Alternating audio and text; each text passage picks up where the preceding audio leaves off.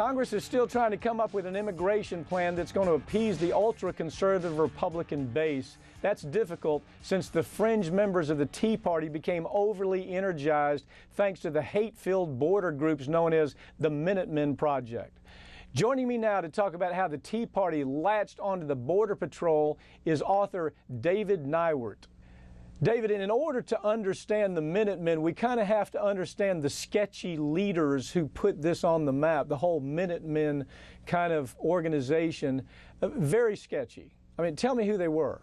Well, the two people who really originated it were a guy named Chris Simcox, who was living down in Tombstone, Arizona, and his cohort was a former accountant from California named Jim Gilchrist. Simcox started out by doing these border militias back in about 2003, and he was just doing it as a sort of local operation, but it was getting a lot of press, particularly on Lou Dobbs and places like that.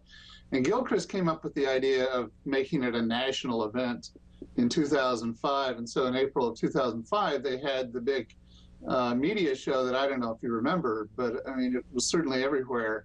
That these guys were drawing people from all over the country to come down and stand watch on the border, and that was well. I know the story that you report. By the way, And Hell Followed With Her. Your new book is excellent. I mean, it just lays the whole story out really well. But I remember you reporting on Shauna Ford.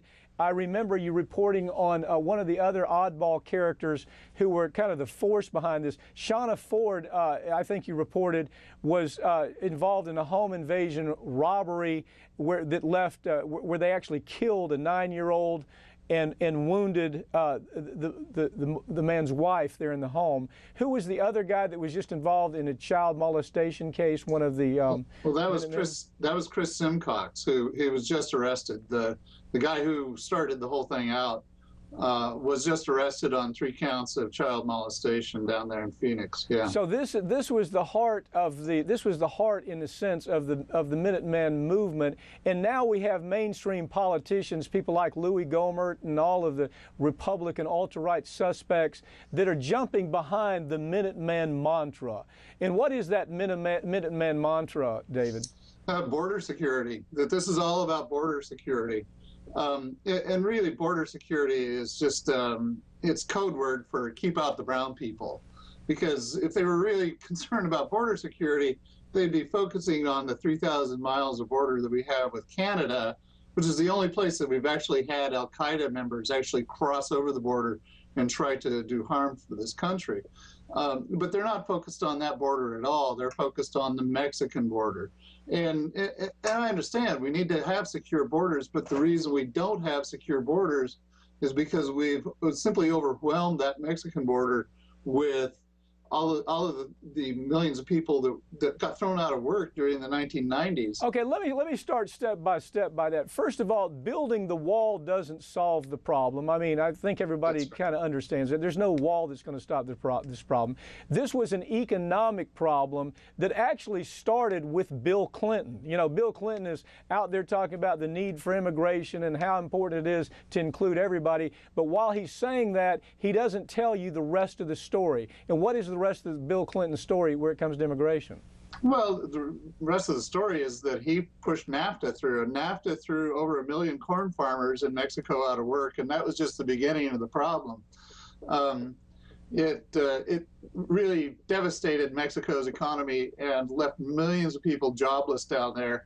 And of course, you know, when you're a human being and you have a family to feed, you'll do anything to take care of them. And so we had millions of people coming over to try to cross the border. And the other problem was that at the same time that we had NAFTA throwing these millions of people out of work, Bill Clinton went about actually clamping down on the places where the border crossings traditionally took place, you know, in towns like Nogales and Ciudad Juarez. In other words, there were 2 places where most of border crossing took place. He puts these draconian places in place. These Operation Gatekeeper, for example, he puts that into place. Then he declares victory, and what ends up happening is the people trying to cross the border simply spread out. they end up dying in the desert from heat exhaustion or all types of exposure kinds of problems. They drown as they're crossing the Rio Grande River.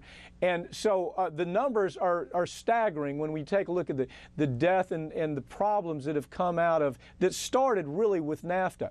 Why did NAFTA start the problem? Well, one of the requirements of NAFTA was that Mexico had to change its constitution to do away with their protections for their corn farmers. And as soon as those were gone, then those corn farmers had to compete with cheap American corn. And it threw 1 million of them out of work. So immediately it devastated the agricultural sector in Mexico. And then on top of it, the calculus was supposed to be that they would make up for it by bringing in all these manufacturing jobs that they were going to outsource from the United States. GM and Ford were going to move all their plants down to Mexico. And those didn't pan out because within a couple of years, all of that manufacturing work that was supposed to move south of the border had in fact then packed its bags and moved to Asia. And then these workers in Mexico are left, A, without a job, B, the farmers are still out of work because they can't compete with the U.S. farm industry, C, they can't cross the border now in any kind of way to get work because Bill Clinton has also closed that off along with the Minuteman organization. The whole thing doesn't sound like it has any quick fix here, but every time we hear Washington talk about it, we hear about we must protect our borders. Isn't that the mantra that we still hear today in Washington? Yeah, that was certainly the mantra that the Minutemen had. Chris Simcox used to run around and talk about how Al-Qaeda was going to come over our borders and how, he even told reporters at one time that he saw Chinese troops massing south of the border and that there was going to be an invasion of Chinese troops through Mexico. And we're talking about, really, when you take a look at the leadership with a guy like Simcom and a woman like I just described, Shauna Ford, accused, charged with murdering a 9-year-old on a home invasion break-in to steal drugs, I suppose, and then Simcom, who is charged with child molestation.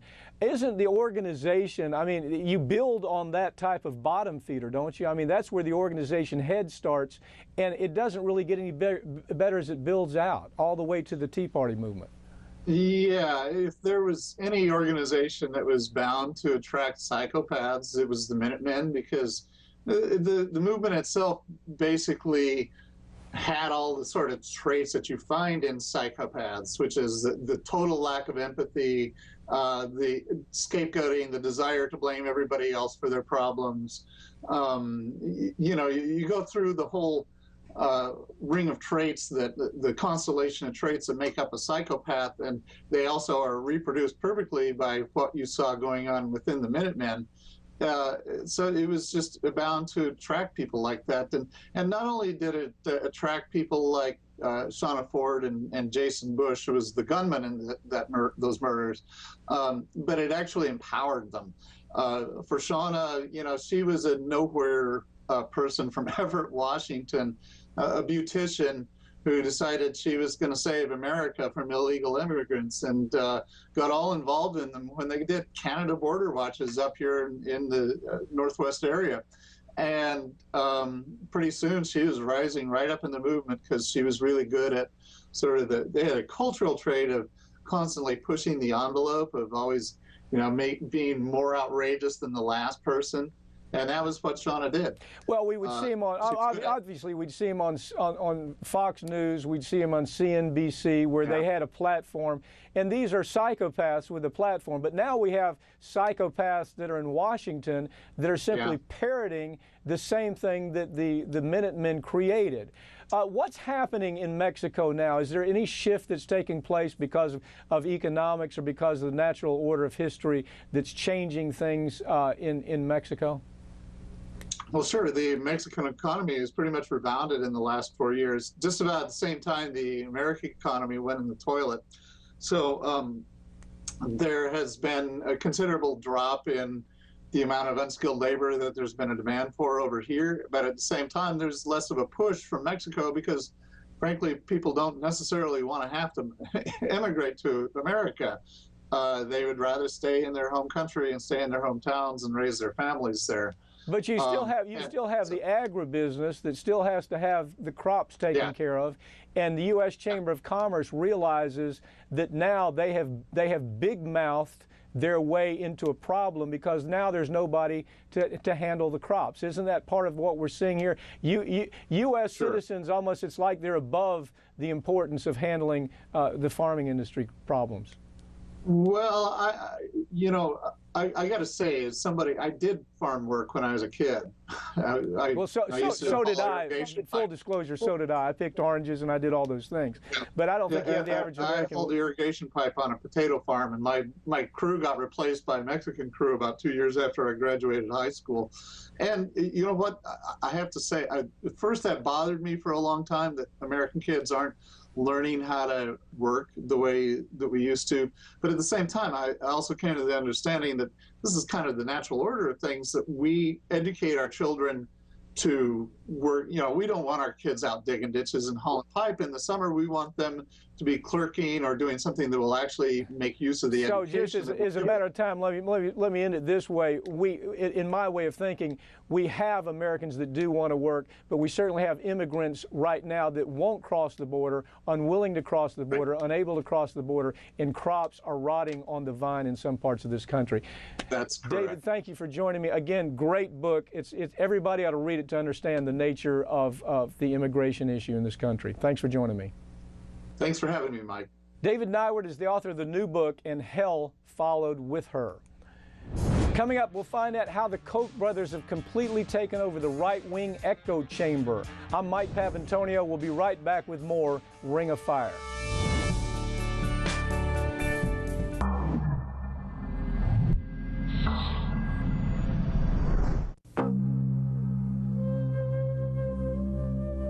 It's the third planet from the sun.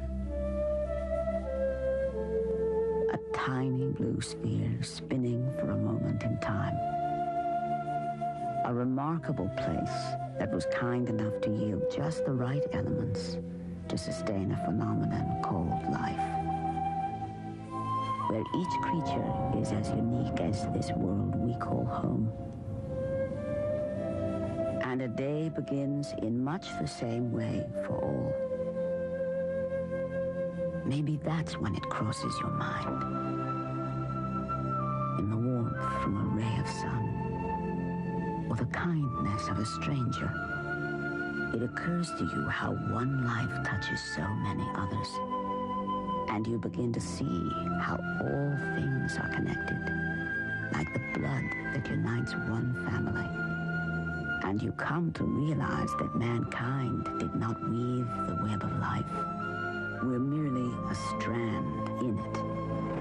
And whatever we do to the web, we do to ourselves on the third planet from the sun.